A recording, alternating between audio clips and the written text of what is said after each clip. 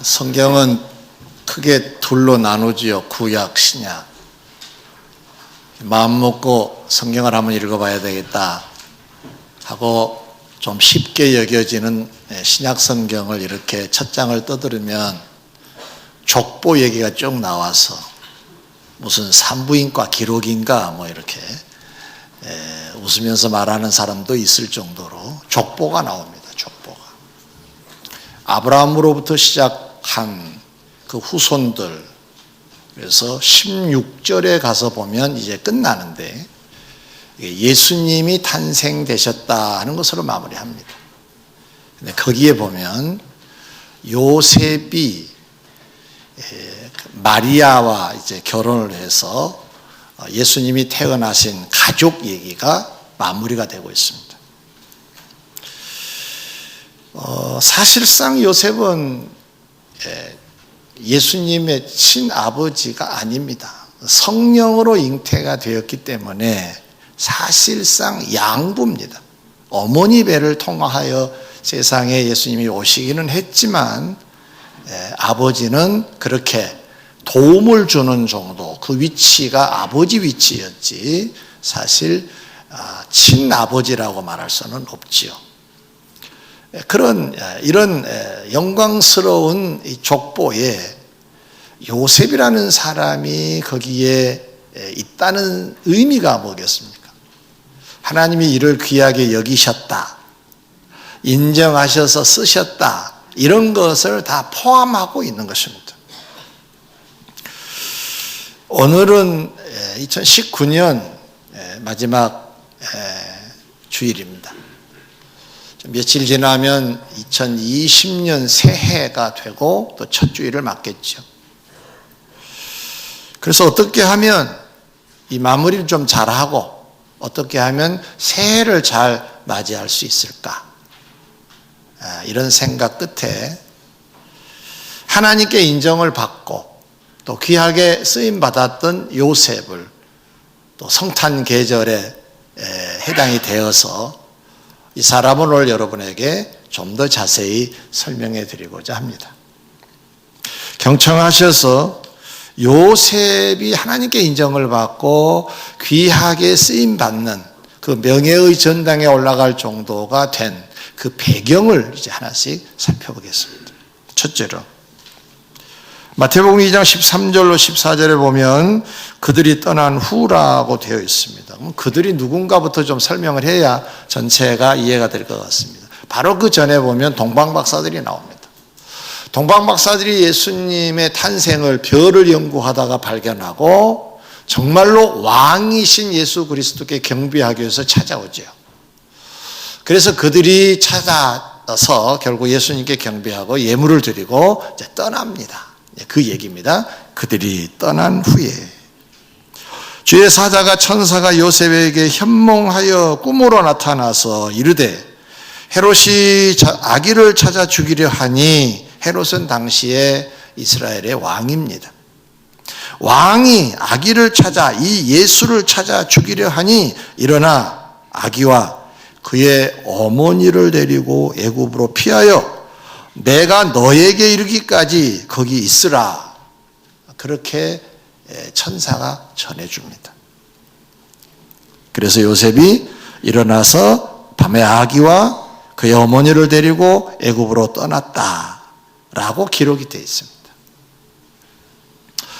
좀 정리를 해보면 천사가 베들레헴에 머물고 있는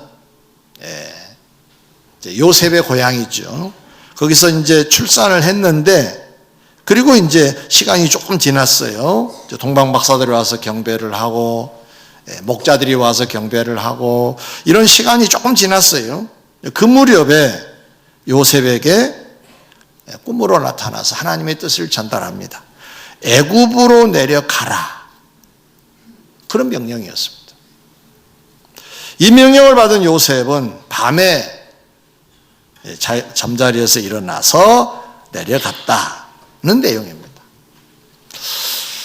어찌 보면 쉽게 보입니다. 베들레헴에 있다가 애굽으로 가라 그래서 갔구나, 이런 정도.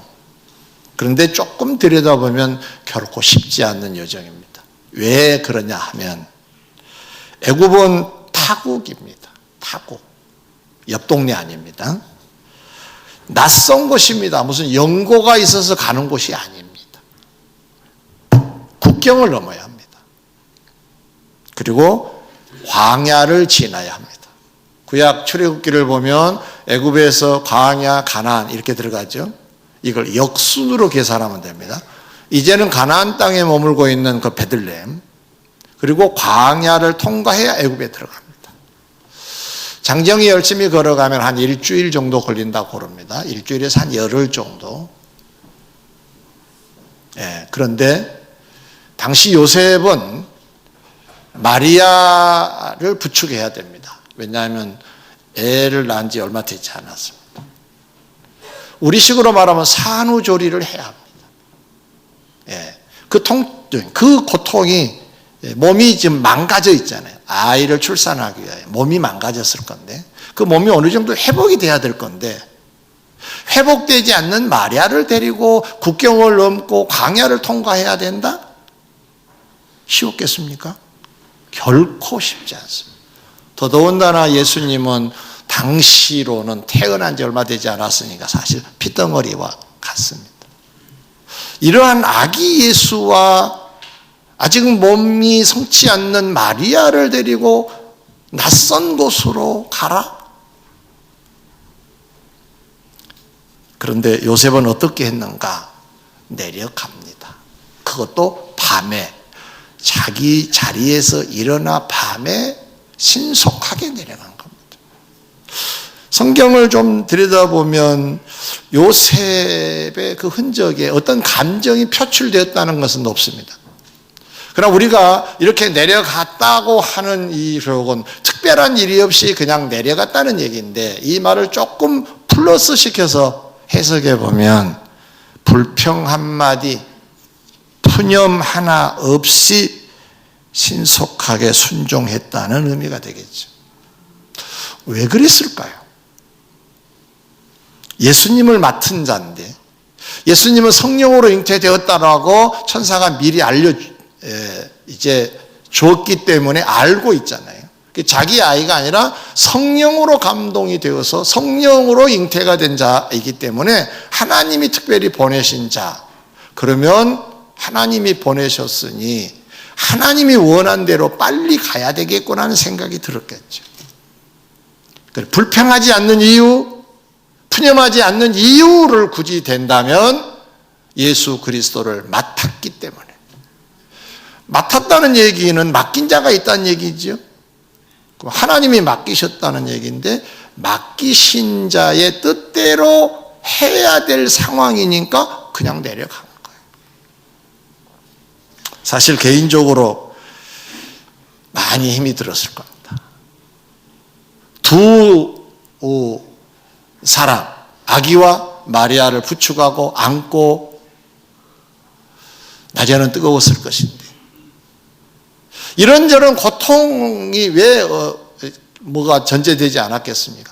그럼에도 아무 불평 없이 내려갑니다. 제가 하나 더 덧붙여서 이 사람을 높이 평가를 이렇게 해보겠습니다. 낯빛 하나 변하지 않고, 얼굴 색깔도 변하지 않고 이해했다는 말입니다. 말은 안 하지만 얼굴에 써 있습니다. 불만, 불평, 짜증. 이렇게 써서 우리도 순종 아닌 순종을 하기도 해요. 그러나 요셉은 그렇지 않는 사람입니다. 바로 이 점이 하나님께 귀하게 여겨진 부분이고 높이 평가받아 인정받아 승리한 인물이라고 말할 수가 있습니다. 바로 이 점이.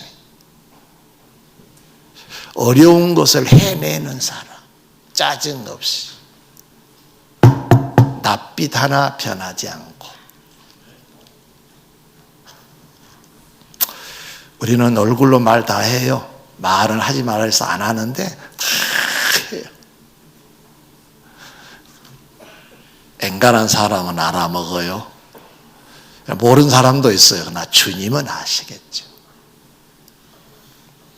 사도행전 20장에 보면 사도 바울이 소개됩니다.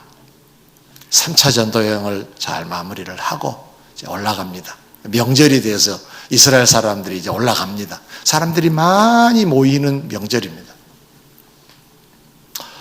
나 지금 예루살렘으로 가 하고 그동안에 전도에서 이제 제자가 된 사람들을 만나고 작별 인사를 하고 올라갑니다. 근데 특별히 작별을 했던 이유가 올라가면은 내가 좀 뭔가 좀 변화가 있을 것 같으니까 미리 감을 잡고 작별 아닌 작별 인사를 합니다. 잘 하라고. 또 함께 무릎을 꿇고 기도도 하고 눈물을 흘리고 부둥켜 안고 또 서로 포옹하고.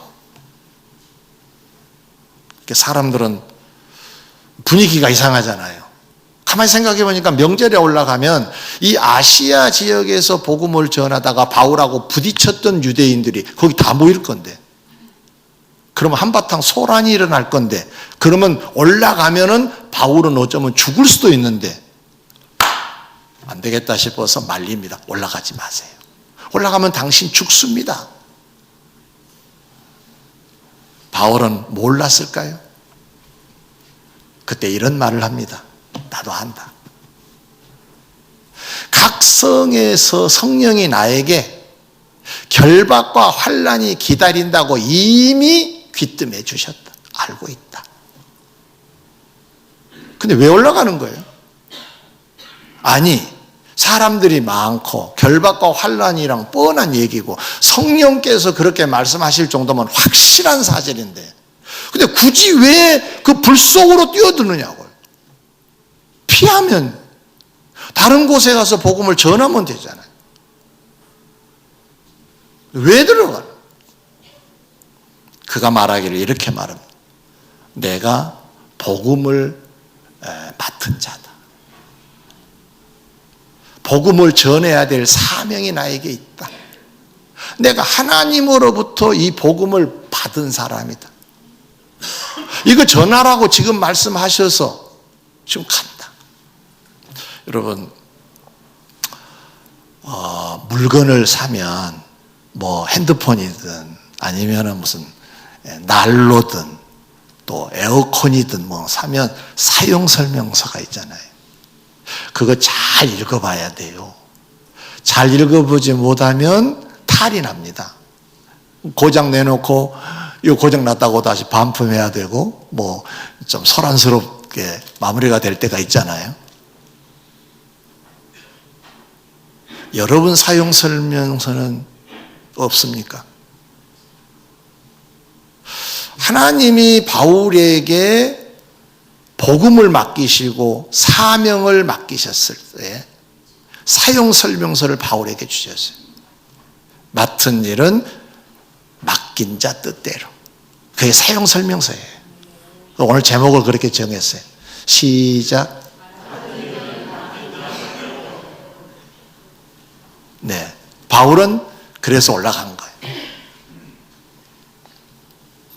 성도 여러분, 예수 그리스도를 맡은 요셉, 복음을 맡은 바울, 그들 한결같이 공통 분모는 뭐냐? 맡긴 자 뜻대로 가라면 가고, 올라가라면 올라가고, 만나라면 만나고,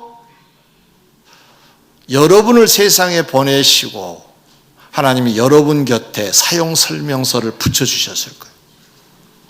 그런데 우리는 사용설명서대로 안 살 때가 참 많습니다. 그렇죠?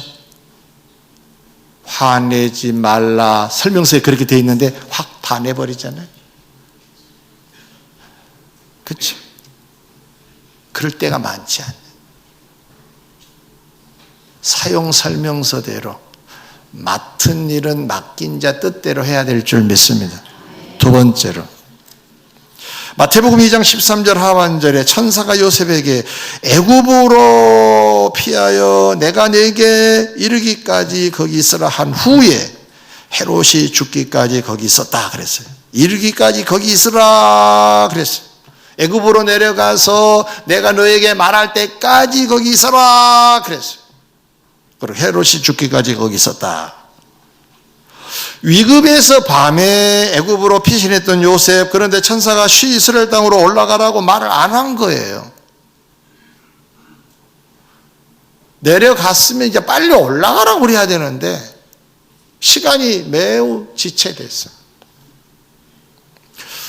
어떠세요? 약속을 했는데 약속이 지켜지지 않으면 좀 답답하지 않던가요? 예. 아마 요셉도 답답했을 겁니다. 얘는 낯선 곳이라 그랬잖아요. 이국 땅. 문화가 달라요. 낯선 사람이 왔을 때 애굽 사람들이 어떠했을까 상상을 해보면은 감이 오잖아요. 아마 매우 어려웠을 거라고 봅니다. 이런 때는 애가 타고 오히려 낙심이 되고 포기할 수도 있습니다. 아니 내려가라고 그랬으면 올라오라고 그러든가 뭐 조치를 취해야 하는데 이렇게 오랫동안 침묵하실 수가 있을까? 이런 반응을 보일 수 있는 거죠. 보통 사람들은 이 기간을 못 참아서 조급하게 자기 생각을 개입시킵니다. 못 기다려요. 얼마나 조급한지.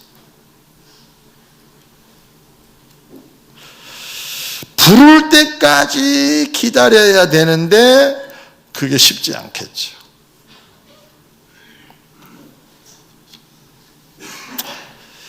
요셉은 자기 생각을 개입시켜서 그르치지 않았습니다. 그냥 기다렸습니다. 저는 이걸 가만히 들여다봤습니다. 요셉 어려웠을 건데 빨리 올라가야 애들을 누가 좀 봐주고 뭐 좀 고향에서 어떻게 좀 아는 사람들 이렇게 이게 낯선 곳에서 사는 게 쉽지 않잖아요. 바로 이 부분입니다. 요셉이 하나님의 인정이 깊어졌던 배경은 조급하지 않고 약속을 굳게 믿고 끝까지 기다렸다는 사실입니다. 이게 쉽지 않아요.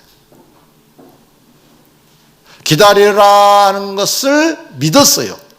그러면 때가 오겠지. 때가 오겠지. 때가 있을 거야. 사무엘상 13장에 보면 이스라엘 초대왕 사울이 소개되는데 이 사람은 어떻게 했는가 좀 들여다보겠습니다. 왕이 되고 얼마 안 있어서 블레셋과 한바탕 전쟁을 하게 됐어요. 블레셋과. 블레셋은 그냥 옆 동네예요. 옆 동네. 예. 그 옆 동네 사람들이 이스라엘을 많이 괴롭혔어요. 하나님이 옆에 딱 붙여놓고 이스라엘이 말 안 들면 공격. 그건 블레셋은 부지런히 와서 이게 합니다. 안 돼, 그럼 물러갑니다. 참 신기하게도 옆구리의 가시처럼 이스라엘 지도를 보면 블레셋은 딱 옆구리예요. 여러분 곁에 블레셋이 없는 줄 아십니까? 할만한데 누가 자꾸 나를 괴롭히네. 먹고 살만한데 나를 괴롭히네. 이게 블레셋이에요. 자, 블레셋과 전쟁을 하게 됐어요. 근데 블레셋이 병거가 3만, 마병이 6천. 일반 군인, 백성이라고 표현되어 있습니다만은 해변에 모래같이 많았다 그랬어요. 그런데 이들을 상대한 이스라엘은 몇 명 정도가 당시에 소집이 됐느냐? 한 3천 명 정도.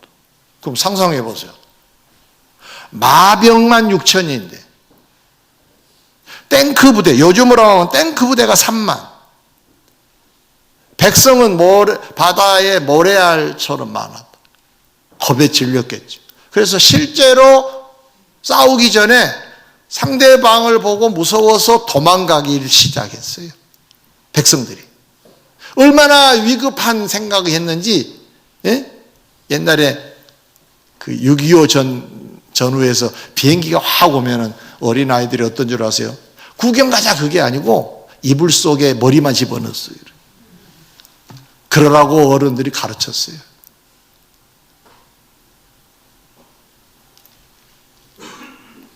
그런 심정이에요. 그냥 어떤 바위가 있다가 바위에다가 머리만 집어넣은 거예요.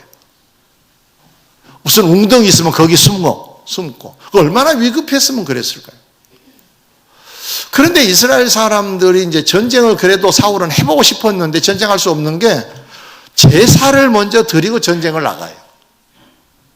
근데 이 전쟁하기 전에 사무엘이 온다고 그랬어요. 약속을 했어요. 그런데 오지 않는 거예요. 일주일을 기다려도 오지 않는 거예요. 다 도망가고 몇 명 안 남았어요. 이제 끝난 거죠. 그러니까 사울이 어떻게 하느냐? 사무엘 대신 내가 제사를 드려야 되겠다 하고 짐승을 가져와서 제사를 번제를 드리는 거예요.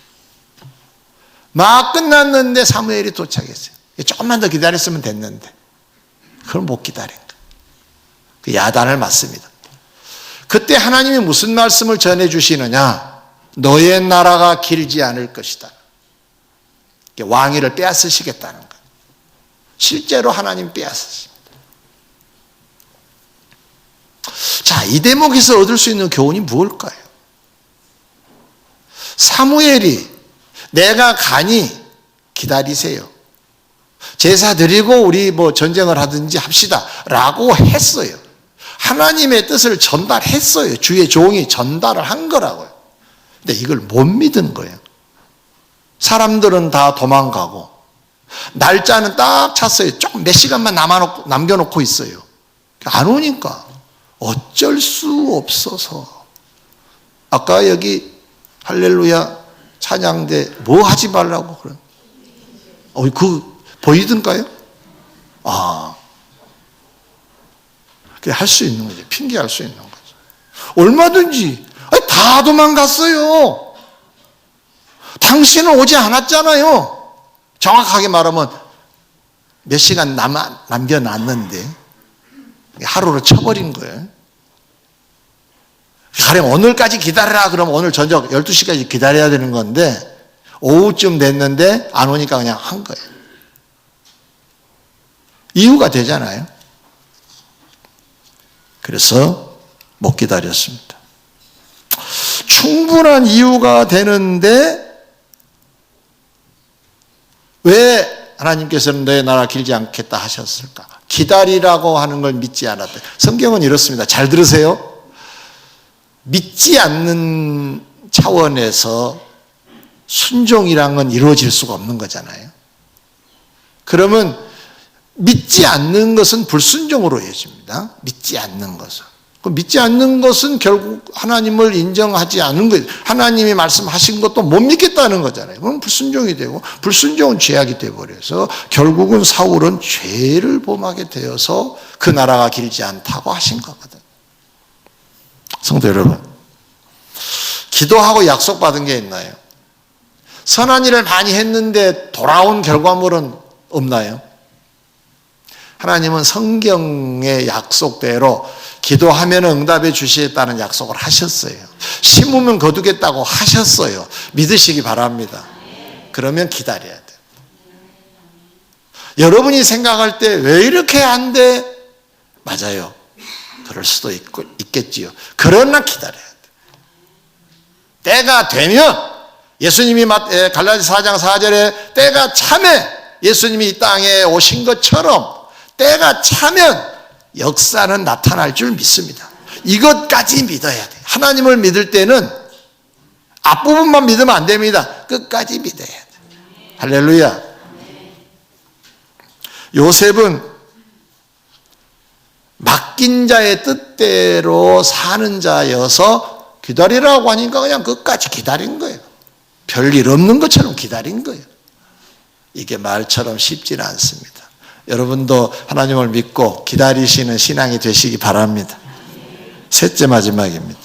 마태복음 2장 19절 21절에 보면 헤롯이 죽은 후에 주의 사자가 애굽에서 요셉에게 현몽하여 이르되 일어나 아기와 그의 어머니를 데리고 이스라엘 땅으로 가라. 아기의 목숨을 찾던 자들이 죽었느니라. 이제 때가 되어서 나타나 이 말을 전해줍니다. 그때 요셉은 어떻게 했는가 뒤에 봤더니 요셉이 일어나 아기와 그의 어머니를 데리고 이스라엘 땅으로 들어가니라. 요셉이 일어나, 그 말은 곧바로 일어났다는 의미를 갖고 있습니다. 이스라엘 땅으로 올라가라고 하는 명령이 떨어졌을 때 빨리 정리를 하고 올라간 겁니다. 조금 이 부분을 들여다보면 요셉이 긴박해서 밤에 출발한 곳이 애굽인데, 출발해 도착한 곳이 애굽에서 꽤 지체됐다 그랬죠. 지체되면 어떤 일이 벌어질까요? 먹고는 살아야 될 거 아니에요. 요즘으로 말하면 아예 우유값도 벌어야 되잖아요. 새 식구 먹고 살아야 되잖아요. 낯선 곳에 누구 원조 없어요. 후원이 없습니다. 돕는 도움이 없습니다. 정부 혜택 없어요. 그럼 먹고 살아야 될 거예요. 그 아마 요셉은 일터에 나갔을 겁니다. 우리나라하고 좀 시스템이 다르네. 역시 애굽은 애굽이구나. 돈을 좀 만졌을 수 있어요. 돈 만져보지 못한 사람이 돈을 만져봅니다. 맛있는 것도 사 먹을 수 있었겠지요. 시간이 지날수록 지체될수록 안정감이 든 거예요. 살만하네. 그렇죠? 그럴 수 있는 거잖아요. 그런데 올라가라 명령이 떨어졌어요. 아니, 살만할 때 올라가라고 한 게 뭐예요? 어려울 때 올라가야 딱 맞는 건데 살만할 때 올라가라는 거거든. 현대 표현으로 이 표현을 좀 해드리면 당시 애굽은 선진국입니다. 응? 잘 나간. 그리고 이스라엘은 그렇지 않는 나라입니다. 그럼 선진국에 가서 보니까 뭐 배울 것도 많잖아요. 그러면 예수님이 만약에 요즘식으로 말한다면 애굽에서 영어 좀 배워가지고 한국에 귀국하면 좋지 않겠어요? 응? 좋은 문물을 좀 습득한 후에 가면은 선진국 사람이 되어서 돌아가면 뭐 더 잘 살 수 있는 거잖아요. 먹고 살만하고 돈을 만지니까 잘하면 또 좀 부자가 되겠네 이런 생각도 들 수 있지 않았을까요? 그러면 이 대목에서 이렇게 말할 수 있어요. 지금 꼭 가야 됩니까? 1년만 좀 말미를 주세요. 뭐 정리도 좀 하고 내가 다니던 직장도 좀 이 얘기도 하고 그래야 될 거 아닙니까? 지금 뭐가 그리 급하세요? 할 수 있습니다. 왜죠? 속으로는 애굽이 살아보니까 괜찮단 말이에요. 미련이 있단 말이에요. 지체하고 싶어. 내심. 근데 하나님께서는 올라가라고 그러시네. 근데 이게 또 어떤 점이 있었느냐 하면은, 뭐 정보야 어찌하든지 얻을 수 있지 않았겠어요. 그런데 이스라엘은 헤롯이 죽었어요. 헤롯이 죽고 나서 아켈라오라고 하는 아들이 왕이 됐어요. 그러면 아버지 왕이 아들에게 물려준 거잖아요. 그러면 뭐 요즘 우리식으로 하면 인수인계 비슷한 게 없었을까요? 뭐 이거 조심해라, 이거 해라, 뭐 저거 따라. 뭐 자식이 왕이 되는 거니까. 그리고 그가 성장한 과정에서 아버지 헤롯이 베들레헴 인근의 사내아이 2살 아이를 다 죽이는 사건을 왜 모르고 있었겠습니까? 근데 만약에 올라가서 예수가 그 배경이 소개가 되면 아켈라오가 가만히 두겠어요? 위험이 도사리고 있는, 실제로 다음에 읽지 않았습니다만은 올라가서 두려워가지고 베들레헴에 살지 않아요. 그래서 가는 곳이 갈릴리 근처 나사렛으로 다시 간 거예요.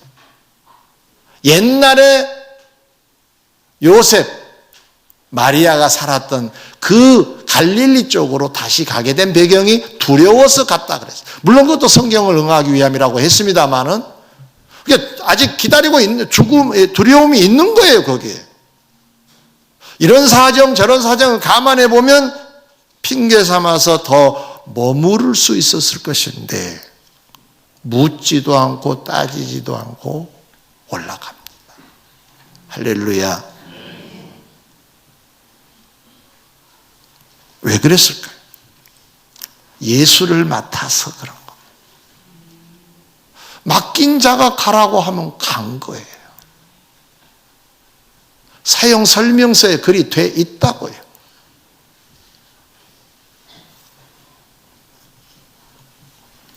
마가복음 10장에 보면 한 청년이 소개가 되는데 이 사람은 금수저 같아요.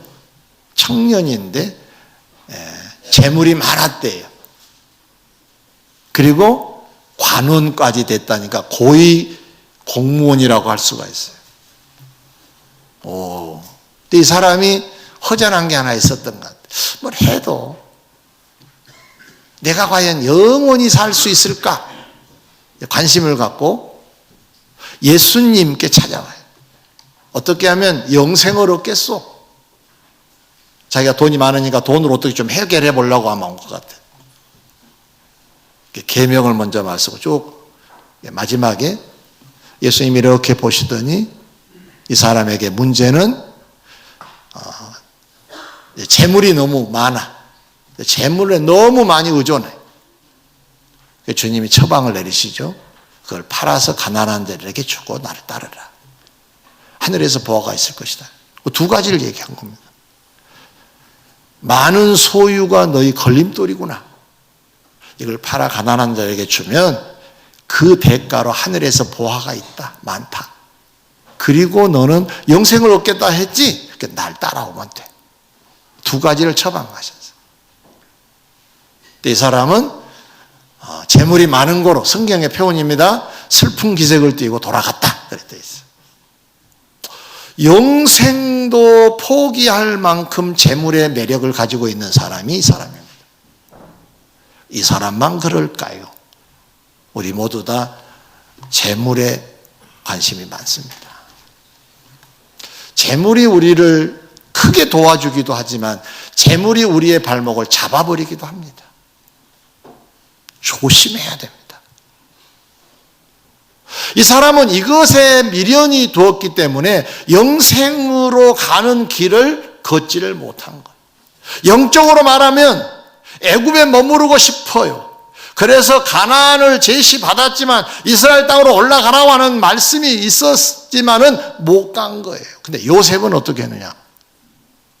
애굽을 뒤로 하고 이스라엘 땅으로 올라갔다는 거잖아요. 할렐루야. 성도 여러분, 우리 얘기로 마무리하겠습니다. 우리는 무엇에 미련이 많습니까? 그 어디에 여러분이 지체되어 계신 것 같아요? 이스라엘 땅으로 올라가라 라고 하는 말씀처럼 우리의 몸의 사용처를 말씀해 주셨는데 나에게 뭔가 맡기시면서 그것을 이렇게 사용하라고 하는 말씀을 이미 사용 설명서로 주셨지만은 왜 이걸 못 따르고 있느냐? 어디 때문에, 어디에 미련이 그렇게 많아서, 어디에 멈춰 있으세요? 요셉은 다행스럽게 애굽에 머물지 않았지만 우리는 지금 애굽 같은 곳에 머물러 있을 수 있어요. 근데 자세히 들여다보시면 그것이 여러분을 영원한 생명으로 인도하지는 못할 거예요. 여러분이 고집스럽게 지금 지키고 있는 그 무엇이 여러분을 책임져 주지 않아요. 여러분의 사용 설명서는 이미 하나님이 여러분을 창조하실 때, 여러분을 이 세상에 보내실 때 주셨어요. 우리는 하나님의 백성들인 줄 믿습니다. 하나님의 영광을 위하여 살라고 되어 있습니다.